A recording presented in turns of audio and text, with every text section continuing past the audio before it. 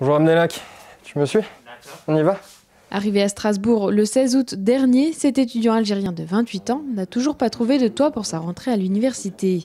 Et ce n'est pas faute d'avoir cherché. J'ai essayé partout sur le site Le Bon Coin, j'ai essayé par le Crous, j'ai essayé sur le site Se Loger. J'ai vraiment galéré de trouver un logement, j'ai fait plein de dossiers, j'ai vu plein de visites, mais aucune réponse. Certaines personnes disent que votre dossier a été pas accepté, je sais pas pourquoi, pourtant j'ai deux garants. Après une première année de master en Roumanie, il souhaitait terminer ses études en France pour ensuite réaliser son rêve, créer sa propre entreprise. Mais sans solution de logement, il a dû se tourner vers l'association étudiante AVGES qui propose un dispositif d'hébergement d'urgence. On peut t'héberger normalement pour 15 jours. Donc en théorie, en 15 jours, normalement, tu pourras trouver assez facilement un logement. Si tu n'y arrives pas, on reprendra un moment pour en discuter et voir qu'est-ce qu'on peut faire. La situation de cet étudiant est loin d'être exceptionnelle. L'année dernière, l'association a reçu 255 demandes et a pu héberger 89 personnes chez des familles accueillantes.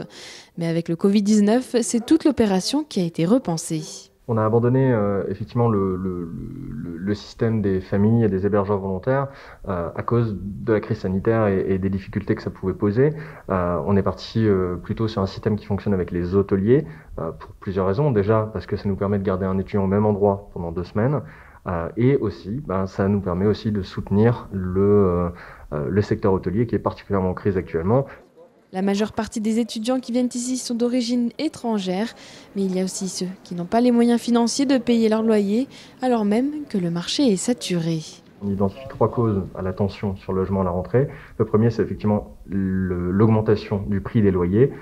L'année dernière, sur un studio entre 20 et 30 mètres carrés, on était à 470 € en moyenne. Là, on est à 490, donc on a une augmentation en moyenne de 15-20 € par mois, ce qui est énorme. La deuxième raison qu'on identifie aussi, c'est malheureusement les pratiques aussi des propriétaires de Airbnb qui mettent énormément de logements en ligne à la rentrée, parfois à des prix exorbitants.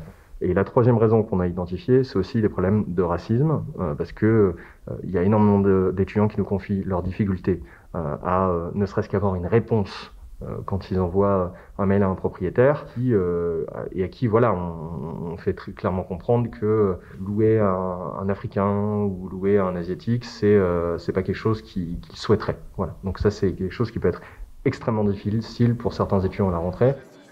Pour l'instant, quelques hôtels ont répondu à l'appel, mais pas de quoi suffire à répondre aux demandes de plus en plus nombreuses chaque année.